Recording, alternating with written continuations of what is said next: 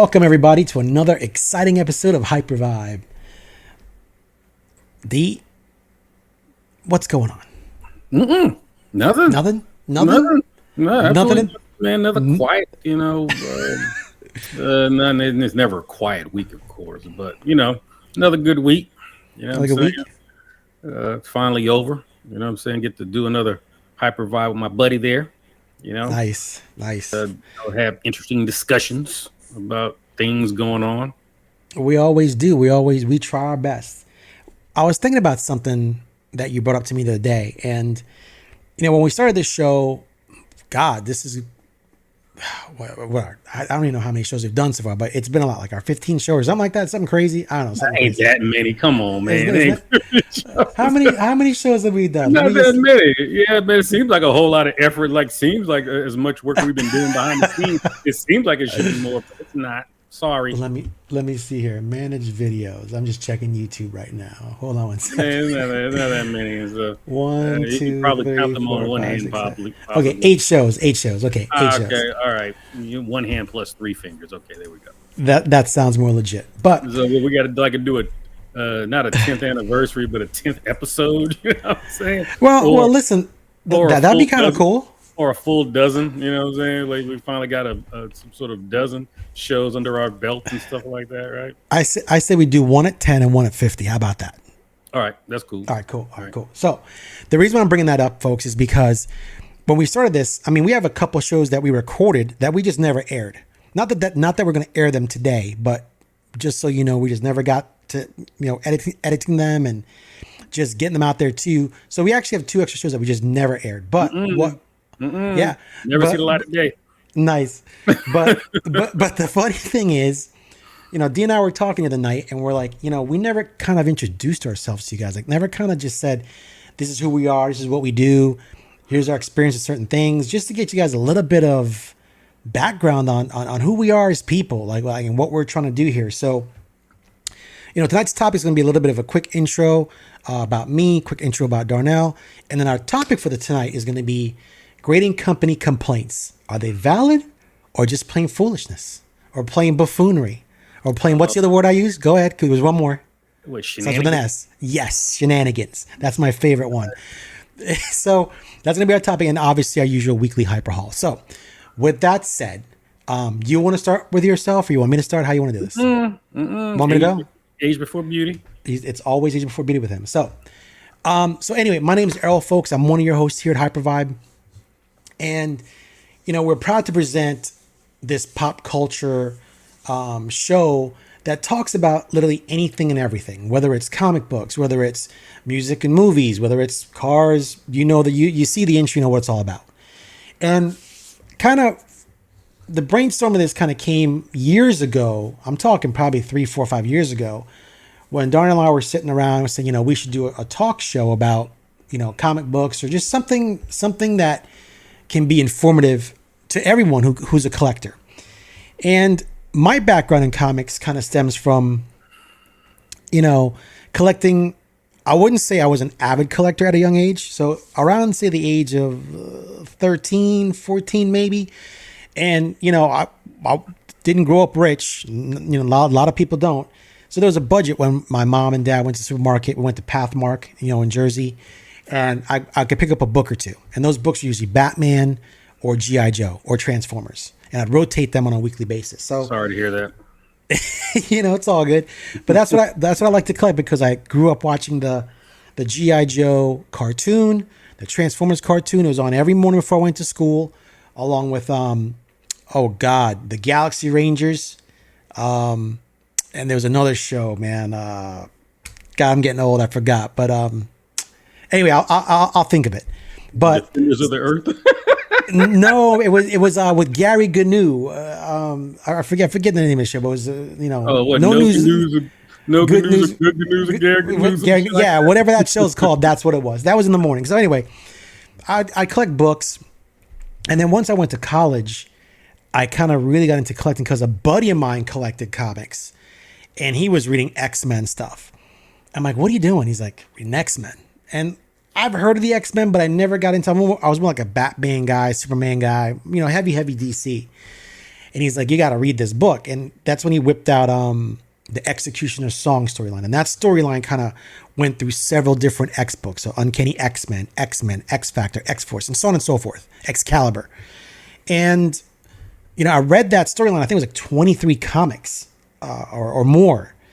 And man, I was so impressed with the writing, the artwork, that it won me. I'm like, wow, like it literally changed my life to where I wanted to actually draw and write comic books, which I did. I actually created a 5 comic book universe, which is still all for 5 years worth of comics. So 1 book a month, and interwove between 5 different titles. And my goal was to kind of do that just from reading this X-Men Executioner Song storyline, and then start collecting comics weekly with Darren, in college. And then basically, submitting stuff to Marvel, which got rejected, submitting stuff to Image, which they liked, but they weren't hiring at the time. And I can go on and going on. So that's where my kind of collecting kind of just fell into place and just fell in love with the artwork. That's why Darnell and I always speak about great stories, great artwork. That's what makes a really good comic book. And it all derived from, for me, back in those days of reading, the Jim Lee stuff, the Chris Claremont stuff, just really, really, really great books. And as I, got older, kind of tapered off comics in about 2012, met up with Darnell in 2017, and he kind of got me back in the swing of things, like just educating me on a whole bunch of different things with comics, the grading aspect, the collecting aspect. Like he's the one who told me, listen, bro, when you buy a book, don't crack it open and read it, because the minute you crack that spine open, it's over. You can't get a 9.8. So you want to read him, go download Comixology. There's all these other sites you can download and read books online. And from there, we kind of transitioned from 2019 into, I moved back to Florida to be closer to my kids. And I was unemployed at the time. And I'm thinking about, what do I want to do? Like, do I want to start a business? Now, I couldn't get any work. And Donna's like, why don't you start a comic book company? I'm like, what are you talking about, man? We don't have money to like go make comics. Like, no, just like open up like an online website, start selling comics and stuff like that.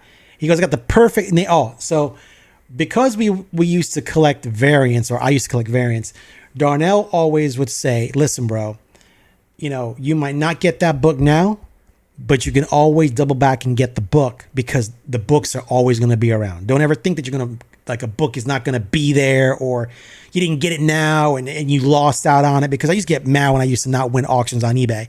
He's like, bro, you can always double back. So I'm saying, like, double back. Variants, double back. So if you missed a variant, you can double back and get it. That's how Double Back Comics was formed. So once again, Darnell throwing out some, ad libs and some ideas.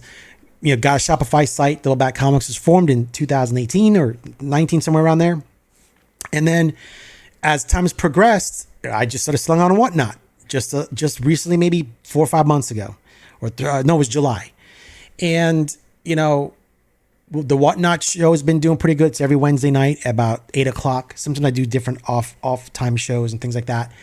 And then, Darnell has this thing going on to where he's got his companies and businesses too.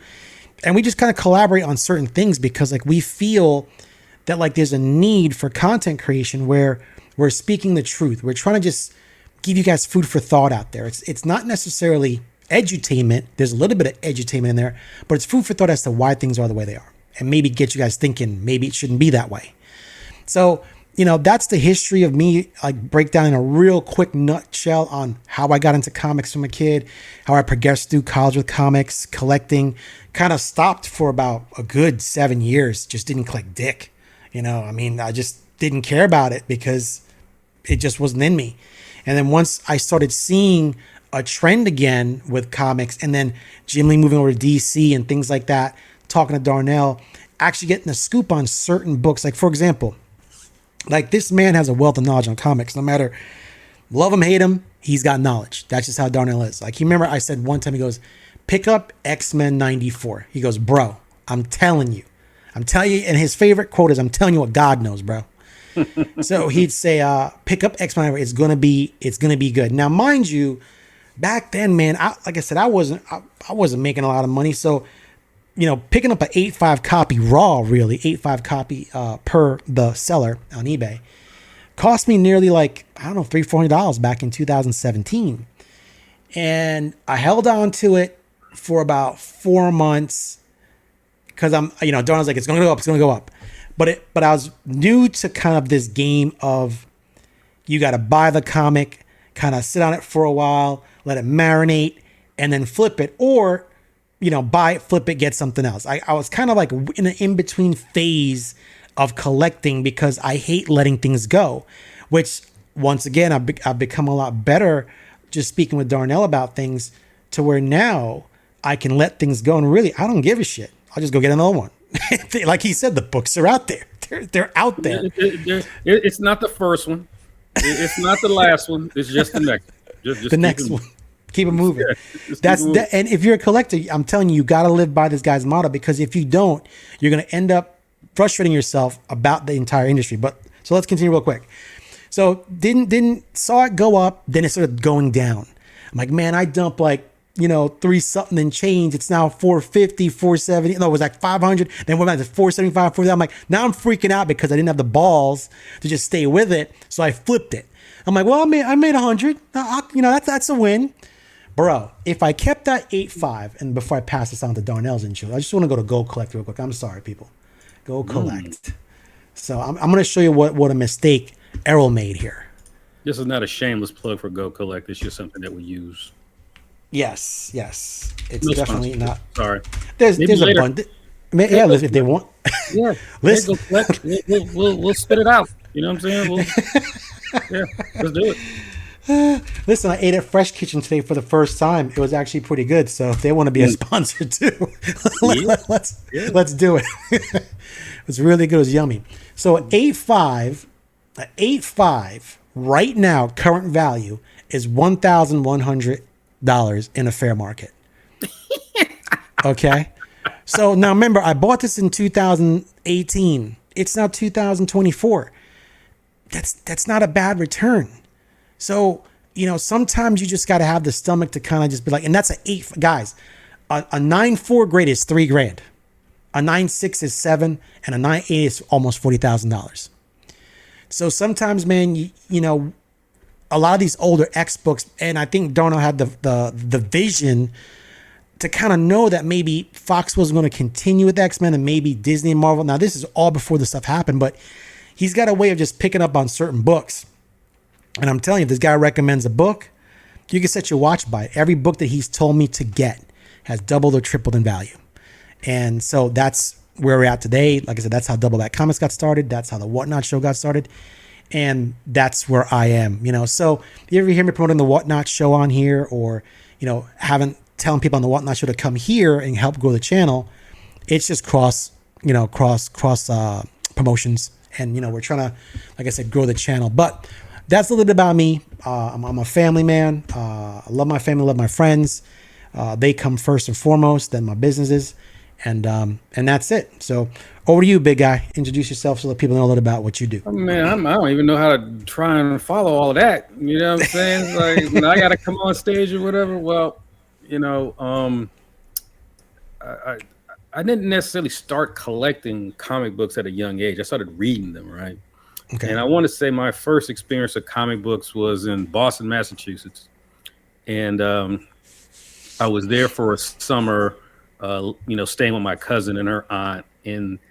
And they had like a little deal set up at the boys club or whatever and stuff like that. Remember, they used to have those little programs, the little summer programs, and you were going to kind of go to the boys club while the family worked and stuff. At least you were like in the place at the boys club. So you're there all day and you're doing all kinds of things. Right. But even in that particular situation, you still played hooky, right? You didn't want to sit there and hang out and cook food or whatever they were doing. They was doing like these little things. It's just, drawing and stuff like that, right? So I had a friend of mine, hey man, let's go to a comic book store. I'm like, comic book? I don't know nothing about no comic books. And we're talking about, this is like in the, the real early 80s, right?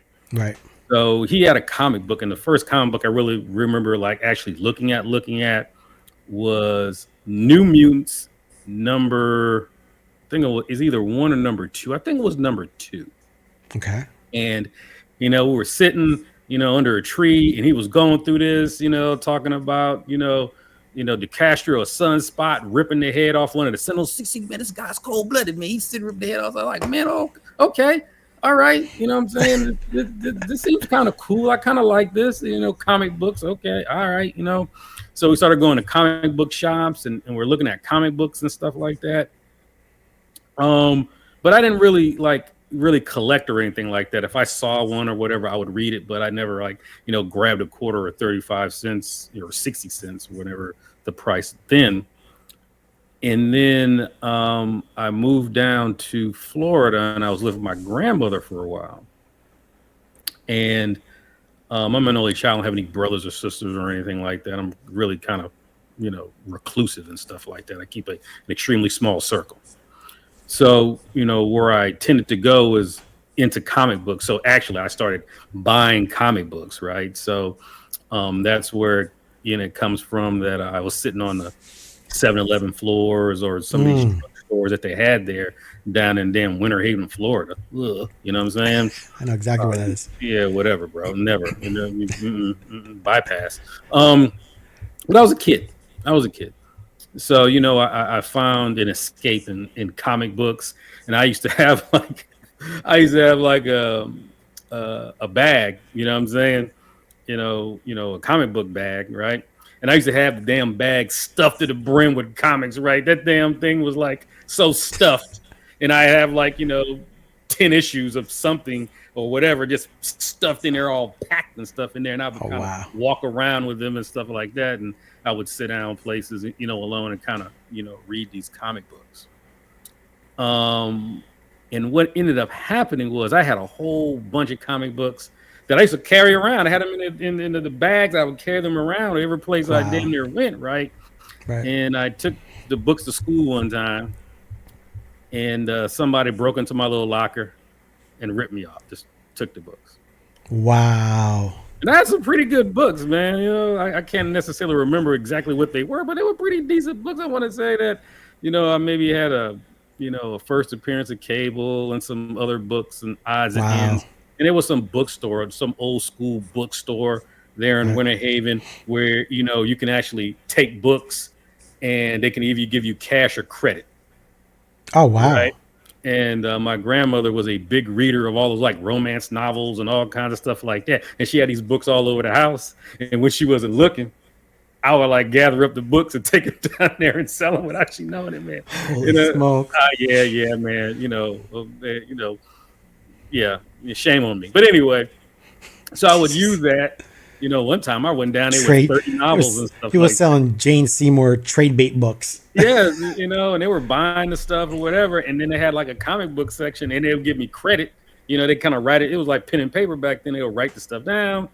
And then I could go back there to a little section where I had old books and stuff like that. And you would go back there and they would actually write on the damn books, bro. They would write on pencil how much the book was, like $5, $10, whatever. Oh, wow. And then, you would they would minus your credit.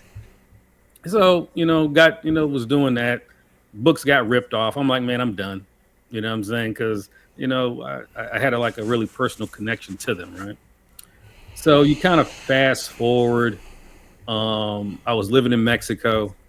And for some odd reason, it just kind of happens that I got this bug. Hey, I want to buy comic books again. So I bought a whole bunch of comic books from some online dealer just when, online selling things started to become a thing, buying stuff online or meeting businesses online to buy something. And I bought a whole bunch of books, bought some Star Wars, there's a bunch of X-Men and the whole nine like that.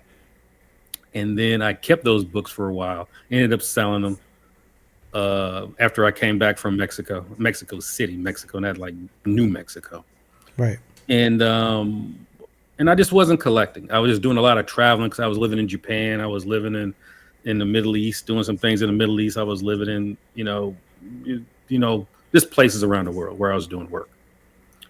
But then when I finally kind of moved, to Virginia, where I'm living now, for some odd reason, I just woke up one morning and said, hey, I just want to start collecting comic books. I mean, seriously, that's when I started collecting comic books. What year was that? Do you remember? It's probably maybe 2 years or a year and a half before I met you. Oh, wow. Yeah. So you just got back in the game before you got me back in the game. Yeah. Wow. Okay. And I'm really big on learning things and stuff like that. And a lot had changed in the comic book the Oh yeah, comic a book lot. realm, and then the movies and stuff were coming out. So all this hype and stuff like that. With this is like really before the movies, really started hitting. Right. Um, with the Avengers, Russo brothers, Black Panther, and all that kind of stuff like that. And so I started want to go to a convention. And I remember I told you, went down to a convention. It was down there in Roanoke, down there in Virginia Beach. And I drove down there. My windshield got busted. A rock broke the windshield and stuff Oh like wow. that. And it became more expensive than I expected it to be, just to go down there and buy some comic books and stuff. Because I wasn't accustomed to comic book conventions. I just wanted to go and see them. So then I met a couple of people, some nice people. We mentioned a guy, his name is Damien. Eventually we'll get him on the show. And he sold me some books and stuff like that. And, I was thinking I was that guy who was going to find some garage sale find with all kinds of expensive books and stuff like that, like winning a lottery. It's not going to happen. And if it does, you're truly lucky. Never stumbled on that myself either. And I started reading things, and I do a lot of analytical work, what I'm saying, in my companies and my business and stuff like that. So I have a good eye on trying to analyze things and see exactly what the trends are and where things are going. And that's how I started my collection. And remember, I told you is that I started with a little bit of money, started buying books that I didn't mind collecting or having in my personal collection, and then I used those books to fuel the hobby, right? Because remember, I used to always tell you, I am buying and selling the same books over and over and over again. Things that I know that will sell quickly and I can make a profit. And basically the hobby feeds itself. That I haven't put any of my own money into buying comic books for extremely, extremely long time. Because, Nice. I would sell issues, sell certain books. Baltimore, of course, used to be a big thing for me to sell books and kind of fuel the hobby. But um I really think that by me meeting you, what I'm saying, kept me actually collecting, because there was a couple of times where I just kind of I don't really know if I still want to do this. Is it really worth it? You know what I'm saying? In the grand scheme of things, because the best part of the hobby is sharing it with somebody else, Right. right? And sharing the adventure and the love of any hobby. This doesn't be video games, comic books, and cars, all Right. kinds of stuff, right? You know, Yeah. um, it was either comic books or guns, right? And we had talked about that, like,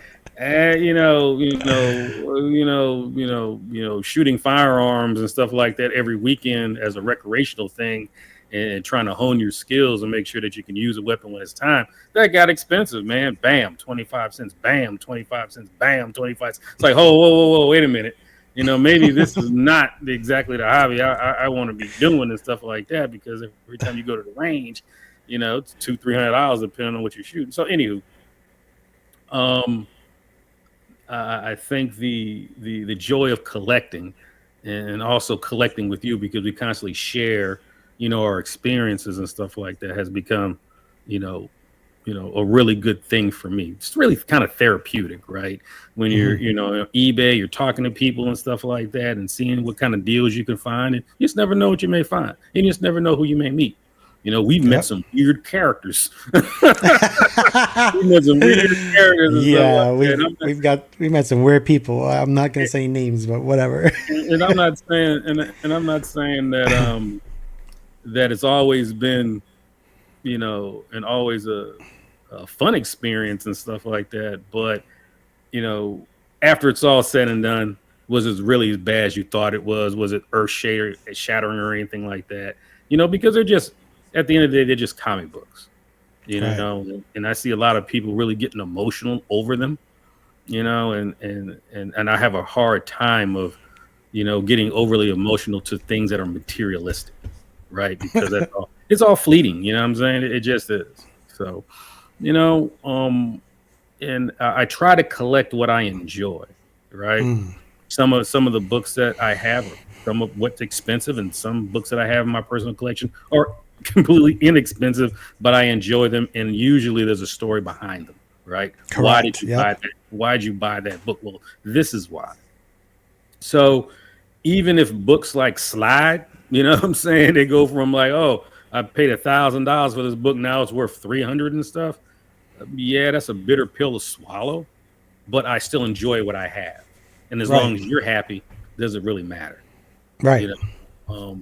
So if it's your goal to make money, you know what I'm saying, then you're a comic book dealer, not necessarily a comic book collector, right? That's Right. just my opinion. Right. You can't be attached to the book if I find it, well, you can be a collector and be attached to the book, but you can also be a collector and not be attached because, like you said, if you're buying books to fuel the hobby to get books you really want, your goal is essentially and eventually you're Right. collecting what you want. You're just using this means to get to this other means over here to get to this end. So there's all different types of collecting, which is good, So you know. so then, a couple other things about me, you know what I'm saying? Own a couple of companies, right?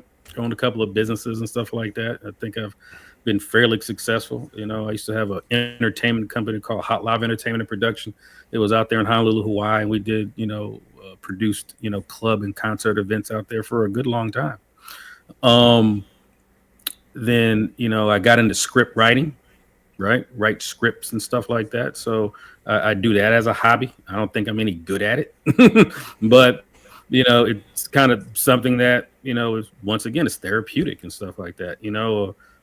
Sometimes I really get lose patience in a lot of the movies and television shows that are coming out because I think they're just lazily written and stuff like that, no creativity whatsoever. And I says, hey, maybe I can write something that I would like to see. Now, would it ever get made or anything like that? Yes, no, maybe so. But at the end of the day, um, um, it's an accomplishment, right? I said I'm going to do something. I set my mind to it, and I do it. Well, you shared one concept with me, which I'm not going to say on the air. But I really hope that you continue with it. Because I'd love to see that. I mean, I'll just say it's about a dog. I'll leave it at that. But I really love, I think what you shared with me so far, it is talented. I'd love to see it on the screen. And I hope you have time to continue that creative journey to complete that because I know as a writer myself, I didn't get into a lot of I took creative writing in college. I can write. As someone who enjoys writing and appreciating talent, what you share with me is a blockbuster, bro. So I'm hoping you don't give up on that. I know you're busy with all your stuff, but you got to see that through. Oh yeah, I mean, you know, I believe in it. I believe in the concept of it, but I'm not just in this new age of AI and stuff like that. I'm not sure. How many great ideas will actually be really worth what they're really worth. I mean, all great ideas are worth something, but now it's just really so easy or getting extremely easy for anybody with any kind of skill level in either production, writing, editing, and stuff like that can do anything they want, right? Um, and I just hope that hopefully that I don't take too much more time to get my ideas out there before like, oh, somebody else made something utilizing AI and stuff like that next. It just start, projects or efforts like that become like a dime a dozen, if that's kind of making any sense, right? You know, um, because if everybody can do it, I mean anybody, what I'm saying, how much are things really worth? And it becomes about Right. who and the connections you have. How often do a lot of garbage artists make music? And it's like, man, how the hell did somebody see that? And it's about who they knew, right? Right. It was Right. about relationships. You know what I'm saying? Right. And I'm not like pointing the finger at anybody in particular, but it just happens. You watch television all the time, and like, how the hell did somebody get money to make that? Who? I mean, Who's funding it? Who's producing it? Yeah. yeah, like look, okay, I'll say the Acolyte. They spent $180 million for that TV show, and I don't know where that money went because I sure did not see that in the screen. I was like, woo-wee. So that's the thing. But anyway, that's enough of me because I'm not as colorful and important as you are. Oh, You know, wow. Stop I, your I, I just nonsense. I just try to share the hobby. You know, um, try to, parcel whatever knowledge that I have to share. You know, I clean comic books too. I try to, but I don't do it for anybody because I'm scared to tear somebody's shit up. At least you're honest. It's bad enough if I tear my own shit up. People say I'm pretty good at it, but the thing is like the moment somebody trusts me with their, with their pride. ASM 50. Yeah, ASM. Thank you. Or anyway, dude. Yeah, whatever. Yeah, you snuck that one in on there, man. Okay, all right, well played. Dude, it's the first thing that came to mind, bro. So I'm saying destruction, right? Murphy's Law, right? Anything can happen will happen. And the moment I start to do something like that for somebody next to you, it's like, hey, man, you have a second? Can I talk to you about the book you gave me the other day? Yeah, man, how's it coming? Yeah, it's not. What happened was, it's more like it's going. Yeah, it's like I just don't, trust myself that much because you can be mad at yourself, but I just don't want to be responsible for tearing somebody else's stuff up. You gotta take out insurance on the books. Mm-hmm. Jesus Christ. Yeah. Which, well, listen, listen, I'm glad that you share that. The things that you just said, I didn't even know until you actually clarified a couple of things. So now that it makes sense to me. So that's good though. Like, so folks, that's a little bit about us. We didn't want to completely 100% bore you. It's been, 30 minutes. So let's move on to our topic. We're trying to make this show as like half an hour going forward, just because we know we value time. But yeah, that leads us to our next segment. So thank you for giving us the opportunity to share a little bit about us. Feel free to share things about yourselves, what you like to collect, things like what your hobbies are, and we'll talk about it. But grading companies. Complaints. Now, Darnell and I have been watching a lot of different stuff on YouTube, and I think this is one of the most viewed or most popular, well, to us, one of the most talked about or viewed topics that we're seeing on YouTube, where a lot of collectors are grading books and they're coming back complaining. We're not going to call these people out. I'm not naming names. That's not the type of show that we do. But what I'm trying to understand is, why the complaints? Well, I mean, I really take an indifferent approach to a lot of things that I do. I try to take emotion out of it and stuff like that, because, your whole life is a transaction, goods, services, money, product, things of that nature, transactional, right? So I see constantly, many of the, our peers are out there just constantly bashing CGC. And a lot of the bashing is justified, what I'm saying? Because there's a bunch of shenanigans and buffoonery that goes on behind the scenes and stuff over there at CGC that's been brought to light and stuff like that. We don't even need to get into that. That's a whole different topic. But, when they're constantly complaining about what they're receiving back from CGC, it kind of astonishes me that CGC is a third party that offers the services of basically giving somebody, the condition of a particular comic book, not value, but a condition, right? They're not supposed to be in the money game. We could talk about that a little bit, but anyway, and it's subjective, right? So basically, when you send your book in and you pay for the service and stuff like that, you agree to their subjectivity. Pretty much. Right? So you're not paying for what you want. You know what I'm saying? Hey, man, here's X amount of dollars. Please give me back 9, 8, 9, 9, 10 gems. That's not how that works. Right? So when they start to complain, CGC's lowering grades, they're doing this, that, and the third, they're destroying books and all kinds of stuff like that. I'm like, okay, prove it. Right? If they destroyed your book, do you have the before and after pics? Did you pay the extra $5 or $10 for CGC to take a picture of your book when they received it? So just in case it comes back with, tick marks and all kinds of stuff like that, hey, you know what? You damaged my property, right? So if your property is broken, punctured, ruptured, popped, you know what I'm saying? you have a valid complaint. They should not be destroying your property. They should take all the care in the world. But if you are under the assumption that your grading techniques or whatever and stuff like that are better than the 3 or 4 or 5 people who are, going through the assembly, you're always going to be butthurt. You just are.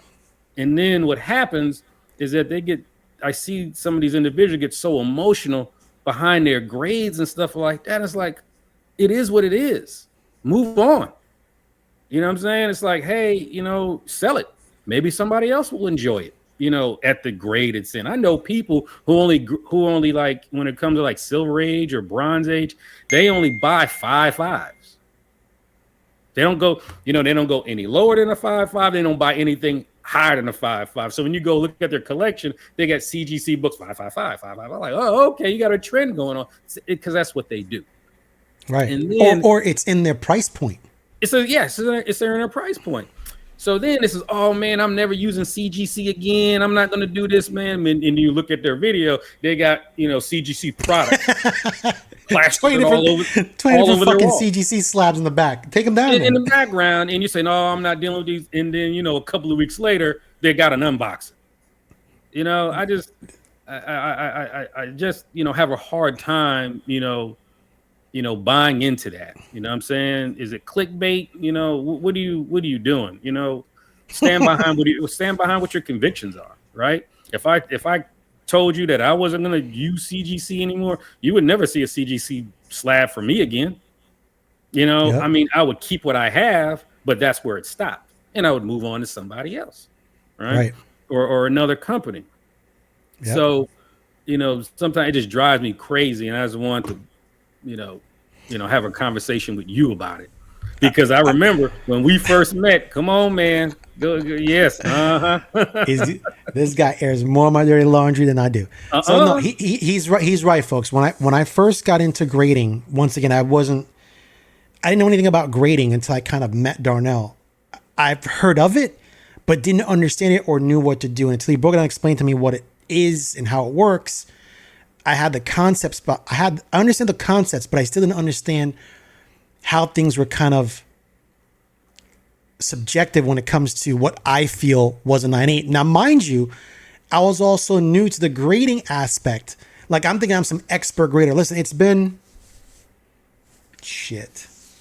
I'd say 8 years. I say I'm a better grader now than I was 8 years ago. And every year I try to learn something a little bit different, because you have to realize that Errol back in 2017, 18, this is 9.8. You can even ask my girl, like, we'll go through books. I'm like, yeah, that's 9.8. She goes, but this has a spine tick. That's a 9.8.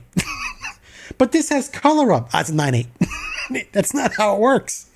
So yes, I was the guy that was, I was mad at the grades I was getting back, but back then I was too arrogant with myself to understand the process, that there's, 3 graders looking at the book, giving them a grade, and the 4th guy or 5th guy gets the book with those grades, and they don't even do anything. They just they take the average of the 3 grades, boom, there's your grade, and they put it back and it gets encapsulated.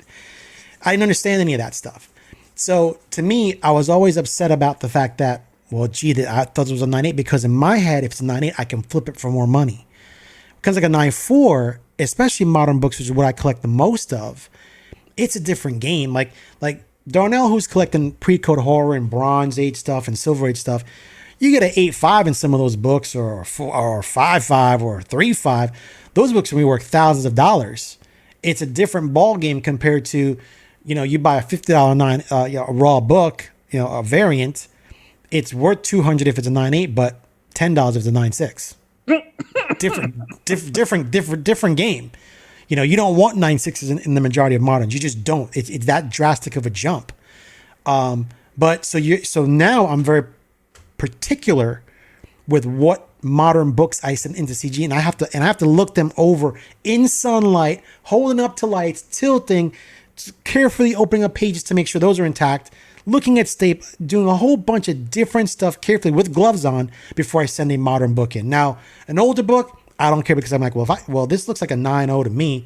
Even if I get an 8.5 or 8.0, a couple $100. So a $2,000 book is now $1,800 or $1,600. I got it for $1,000. I'm still good. I still got some meat on the bone to flip it to somebody else, and they got some meat on the bone to flip to somebody else. Life is still good. Moderns don't work that way. So, long story short is I was very upset about that. But as I've grown older, I realized, like what Darnell said, the grade's the grade. Sell it, move on, trade up with it. So if you get it back, it's lower.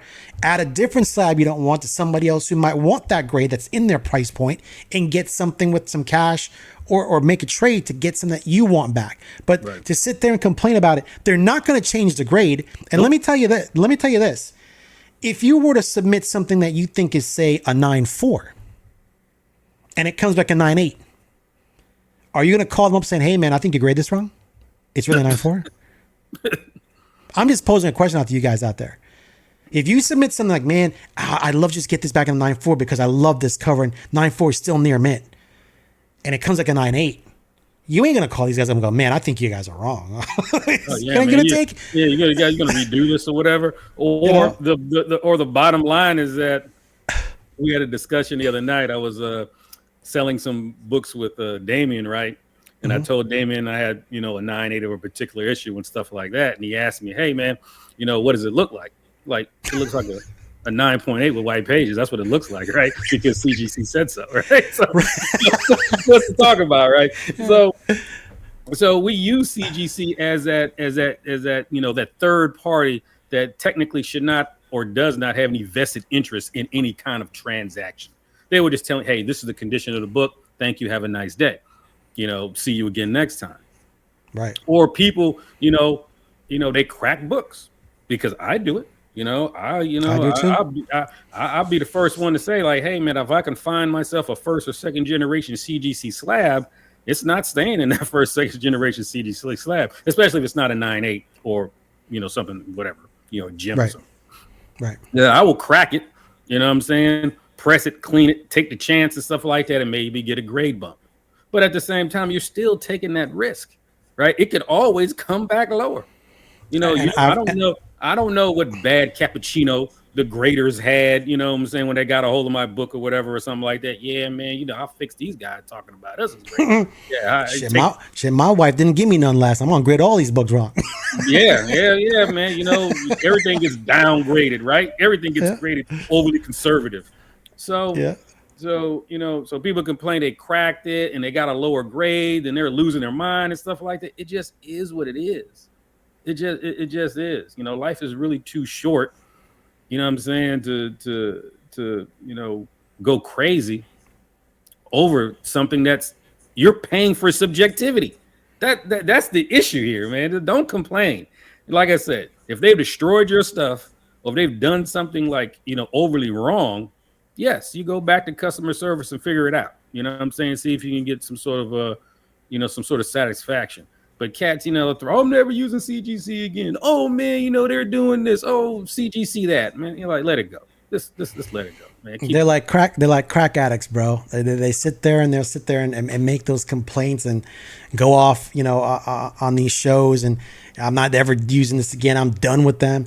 And then after they go into rehab, talk to their little round circle of friends, they come out like, oh, I'm finally cured, and all they're in the streets again, looking for that book to grade. Yeah, it's like grading it's like an addiction. Yeah. And because think about this, guys, and then just be honest with yourselves. Why are you grading the book? I'm going to pause for a second, and then I'm going to answer why I think you're grading it. But why are you grading the book? Why do people grade books? There's two reasons I can think of. There's only two that I know off the top of my head. Anybody? All right, let's break it down.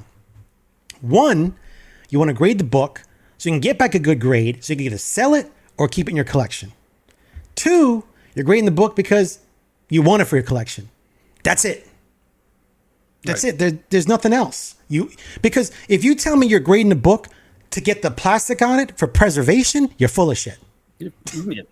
Man, you could put a comic book in a Mylite 4, which is damn near bulletproof, and with an acid-free backing board, and you'll be just fine. You know what I'm saying? So the thing is, I grade the books that I have because I have an exit strategy in mind, right? Right. That the day it's time to sell, I'm done collecting or whatever, I'm moving on to something else that's going to suck up more, be another bottomless pit, to be dumping money into, that I'm going to make sure I can maximize the value, of the collection that I'm selling. Right. Right. And it also protects them. Right. It kind of protects them and stuff like that. Cause a lot of these books I've already read that I have, Right. So that's just me. And you're exactly right. What are you really doing? Don't be getting all mad because especially in the Bronze Age, the difference between a 9.8 and a 9.6 and stuff like that, you get a 9.6, X-Men 130, first appearance of Dazzler or something like that. You get, 9.6, $500, $600 maybe. You're looking for a 9.8, you're talking about damn near $2,000. You know what I'm saying? So, just say you had the 9.6. Hey man, I think I could crack this and get a 9.8, clean it up, and the damn thing comes back a 9.4. Bro, you know how far underwater you are on that book now? I hope you enjoy it because you're gonna be stuck with it, and it's happened to me before, right? Yep. I remember Me too. You remember that God dang it, first appearance of Carol Danvers? Remember that? Yes. Marvel Superheroes, whatever. Mm-hmm. And that was before, the whole hate for Brie Larson started up as a whole, like the hype, like, oh man, Captain Marvel, this, that, and the third's coming out, man. It's supposed to be hot. Brie Larson, well, hey man, it's gonna be the next thing. And I bought the book. I bought a raw book, man. I want to say I paid like damn near $1,300 for that book, right? And I held on to it, right? And the book went up a little bit. It spiked and stuff a little bit. I could actually, flipped it and made some money, but I never graded it. Right. Oof. I never graded. I kept it raw, just procrastinating. And then I finally graded it because this name again, Damien, said, well, I want to buy the book. What is it? Well, I think it's an 8.5. I was like, well, I think it's a 7.5. I'm like, all right, cool. Let's grade it and find out. Well, book comes back 7.5. But by then, man, that book started to take a slide. It kept going. I want to say, man, that book got so bad, it got down to $400. Wow. Yes, got down to $400, and then I was selling, one of my collections because this is like maybe my third or fourth collection, my alpha collection, my beta collection, and I sold that collection, and I actually put that book in there on the bulk sale just to be done with it. Let it go. It's over. Bye. So, but that's kind of the attitude you really have to take, man. Don't be getting all caught up with paper, with newsprint, man. This doesn't. Yeah. No, it happened to me. We were at the Baltimore Comic Con. I think it was 2017 or 18. And I had a Adventures of Vampirilla number 25. Yeah, I had to hold you down. Oh, yeah. Well, now, once again, people, I was new to the whole system. Graded it, came back a 9.8. So in Baltimore back in the day, you could drop off your books on a Friday, pick them up on a Sunday because CGC did on-site grading, which they're just starting again this coming year. So if you guys are going to Baltimore, good luck, have fun. They're doing on-site grading, so that's good that they're bringing that back. But anyway, book came back at 9.8. Happy. It was like a $300-$400 book in a 9.8. I forgot that Amanda Connors and Jim Palmiotti were at the con, and I want to get it signed.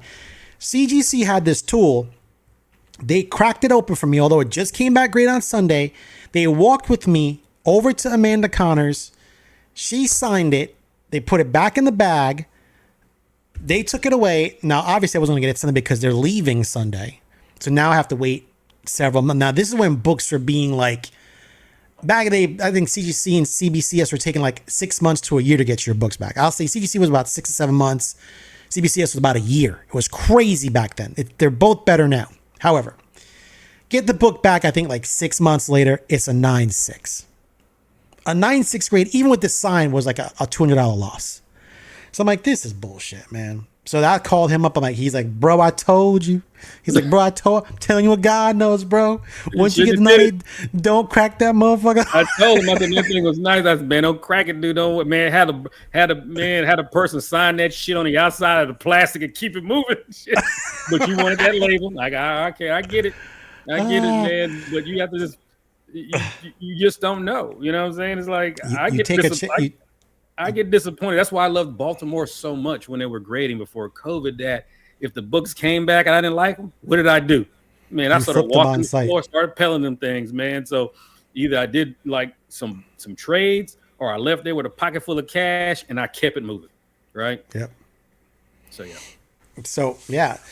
So we're just trying to say, man, like, guys, we've all been there. We know what you feel like. It's not a good feeling. We understand the venting, but what we don't understand, the disingenuous acts of saying you're done with them, but yet you've got an unboxing next week from them. Like, right. It doesn't work. You have their product surrounding you, right? Yeah, yeah. So, and listen, please understand, we both understand the frustration with CGC, but also understand this. Unfortunately, they're the Cadillac of the grading industry. That's it. You know CBCS, when they grade stuff, it's a little bit less. PGX, I'm not going to even start with. And now I guess PSA is coming. Well, that leads to be seen. We don't know. We don't know where that's going. Yep. So unfortunately, the Cadillac of the industry right now is CGC.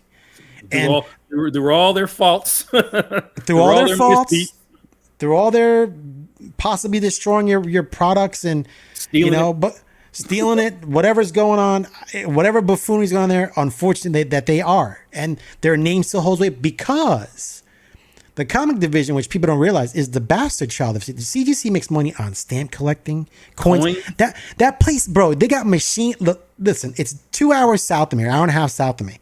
When you go there, it's by appointment, and there's guys with guns. You just can't just pull up in and go, yo, grade my books. No, they got money in there, bro. They got coins and bills and stuff in there. Yeah. It's not a joke. Like, it's like Fort Knox. So it is what it is. I'm not sure that other places are like that because they don't offer a plethora of different grading techniques, right? Those guys do a lot of things under that huge building.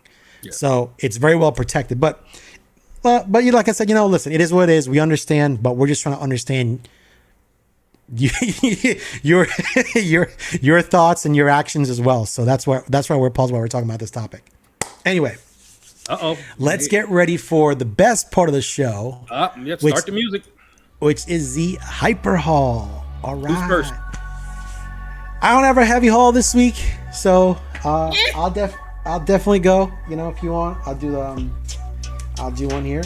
I got Amazing Spider-Man, the Spectacular Spider-Man number 158 newsstand, and what? I like the cover.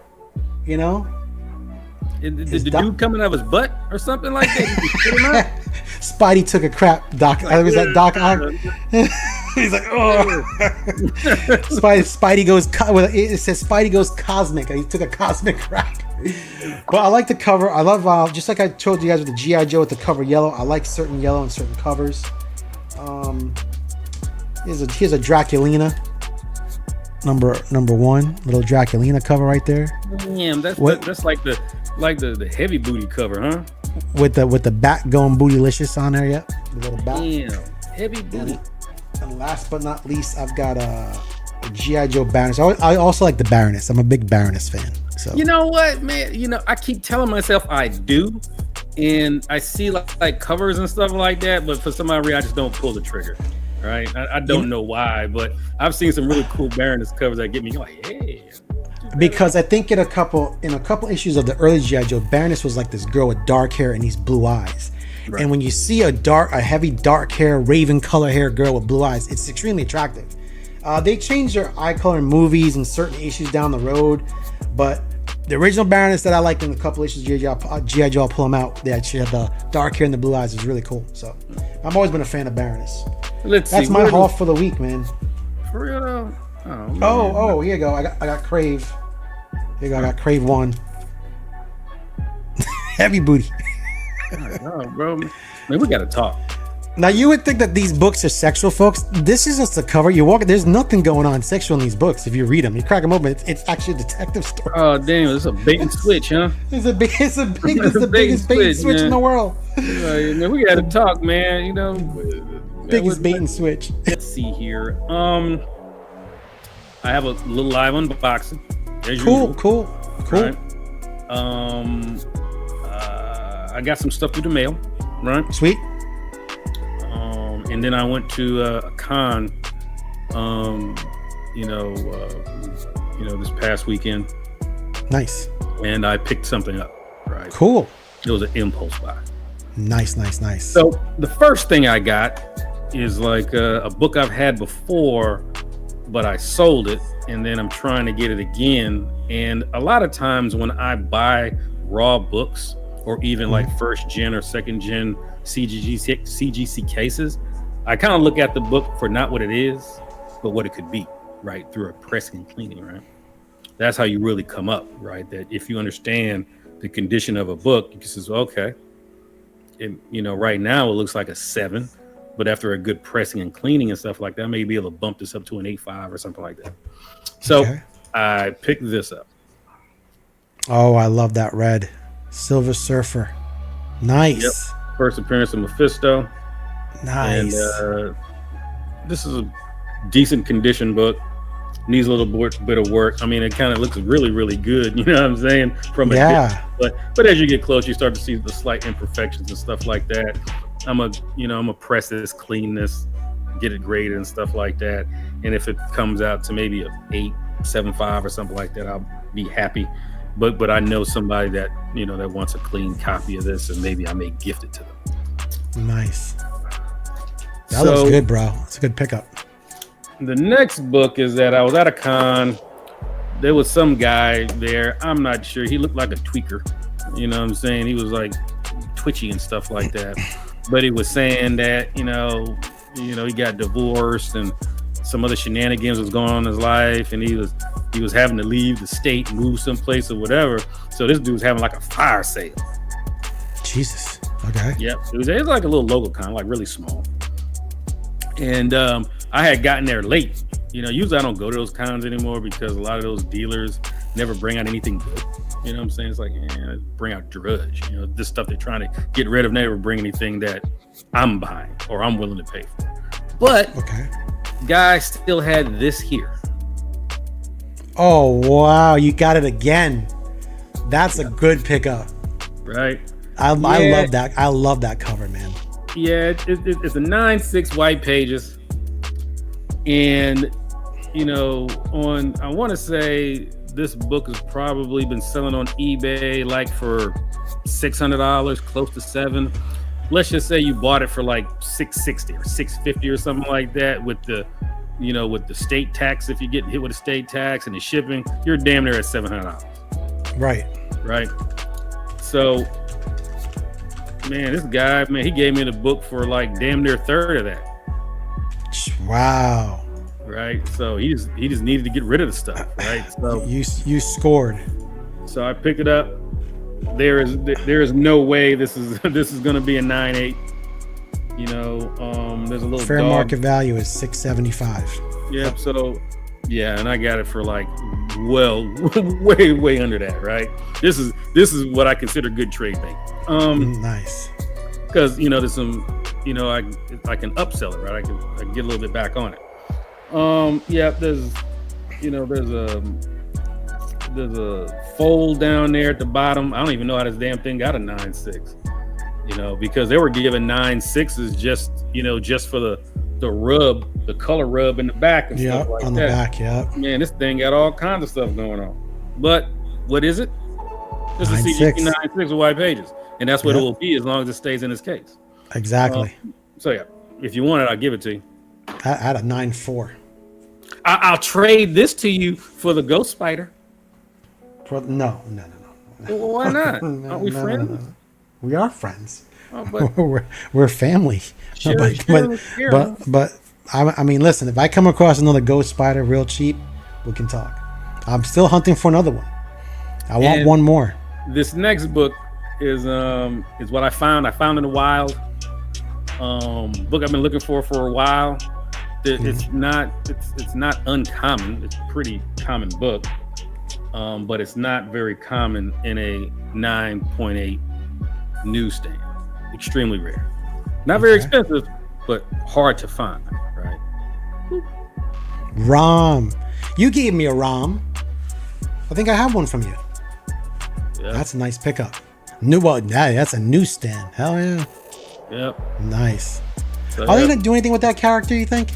Man, I hear rumors. They be talking shit. You know what I'm saying? That they're gonna do. It'd be kind of cool though. You know what I'm saying? To see how it kind of plays out. Right. I can actually, see this book creeping up like, oh, they're gonna do a ROM TV show, man. This book goes from a $300 book all the way to a $1,000 book. Okay, sell while you can, but I don't think so. I wouldn't let it go. Nice. What I'm saying? That's a classic. It was kind of hard to find. I've had many a ROMs. The highest grade I ever got was a 9.6, and I think I flipped that back in 2020. Boom. Uh-oh, here comes the unboxing. Guess who this is from? Guys, remember to like and subscribe and comment. Very important. Like, subscribe, and comment. So we'll wait for Darnell to open up his package over here. Whoa. Got my damn hand off. So I got this from a good friend of mine. Ooh, Damon? No, Peanut Head you. Oh. From you. Oh, that the package came. Nice. Oh, okay. Nice. It looks like a repurposed box because I guess the carnivore tape is. That's a repurposed box. Yeah, repurposed. Yes, sir. Hey, man, save the environment. Yeah, why waste? If I can repurpose and reship out in those original boxes, so be it. So be it. Let's see what you surprise you with. God damn it! I think it's something you asked me for. But I showed on maybe a week or 2 weeks ago haul or something like that, and I'm like, I got one for you. Oh yeah, man! Drum roll, please.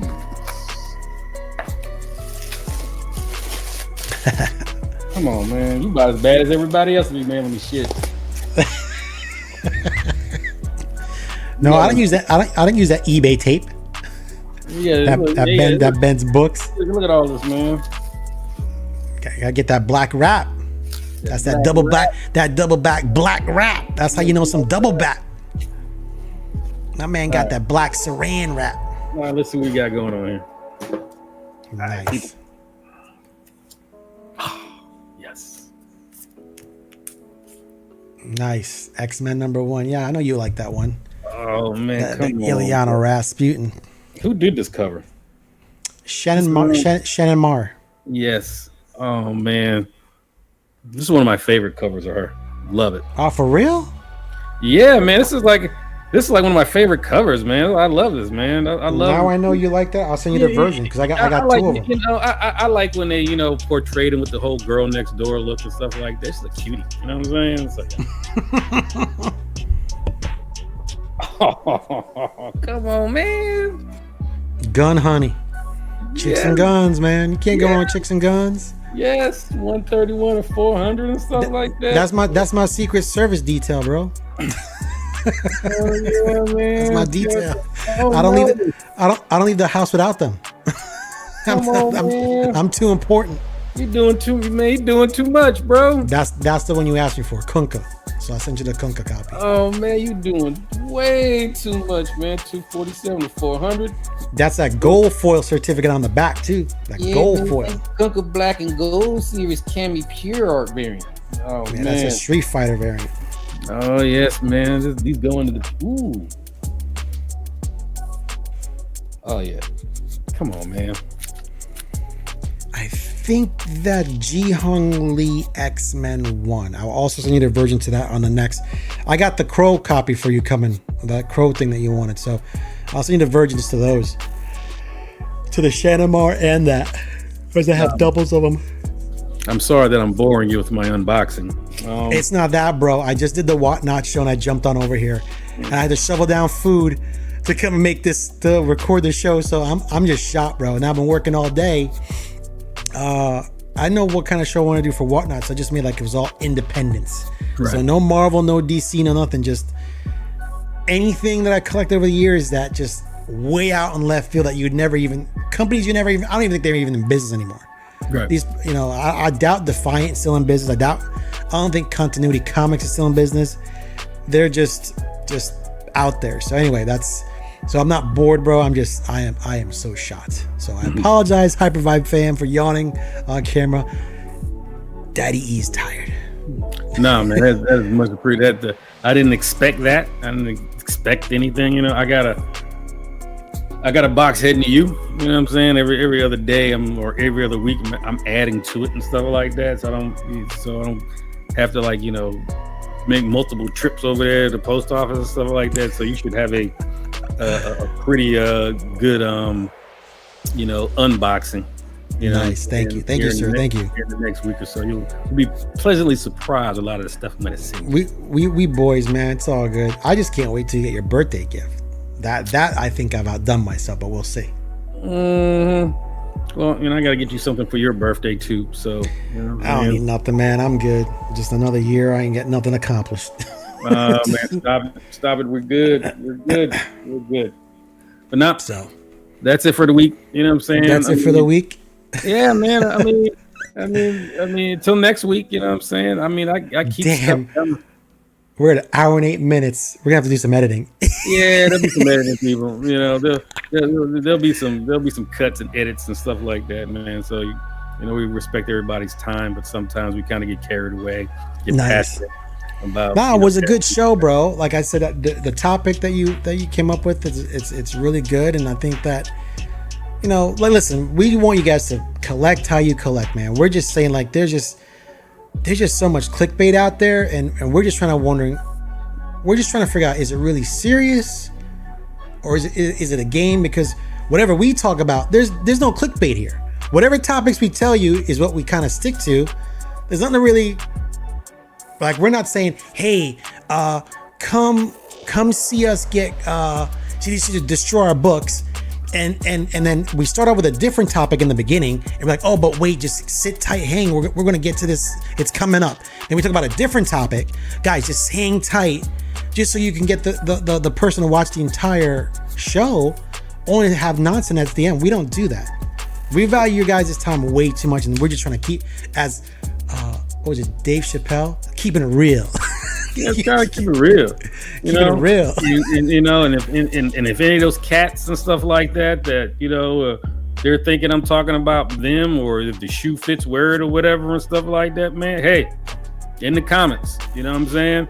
We can all come over here and pontificate and have a discussion about it and stuff like that. But at the end of the day, man, it's not about talking about anybody in particular and stuff like that.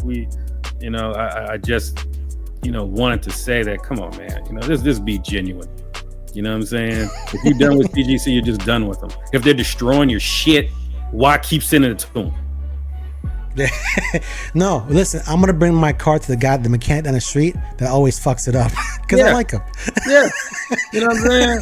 Yeah, hey man, every time, hey man, the detailer keep putting swirls in my paint and stuff like that, but you just keep taking it to me. Like, what's wrong with you? You know what I'm saying? It's like, go with the service that's going to give you, what your expectations are. You know what I'm saying? But their next topic should be, hey, I'm sending some stuff to CBCS to see what they do like. I just gave them a whole new topic to talk about. So it's like, hey, or we could talk about their understanding of the definition of subjectivity, right? Right. And you paying for that you agreeing to pay for subjectivity, right? And then you're gonna complain when you don't get what you think you should get back, like you've been done dirty. You've been bamboozled. It is what it is, man. It is what it is. You know what I'm saying? You live and you learn and stuff like that. But yeah, I think we beat that to death. You know what I'm saying? That horse is dead. It's dead. But at the same time, man, let me kick it. If somebody feels that they want to have a conversation about it, man, shoot, we're not that hard to find. yeah, just hit us up. We'll just hit us up. Do a cross show. We'll do a cross show. I don't care. You know what I'm saying? As long as we keep it respectful, you know what I'm saying? We can talk about anything you want to talk about. Absolutely. Conversation, communication is key. Guys, listen, we appreciate you watching, listening. Remember to like, subscribe, and comment. And we will see you next week. Thank you for watching. Peace.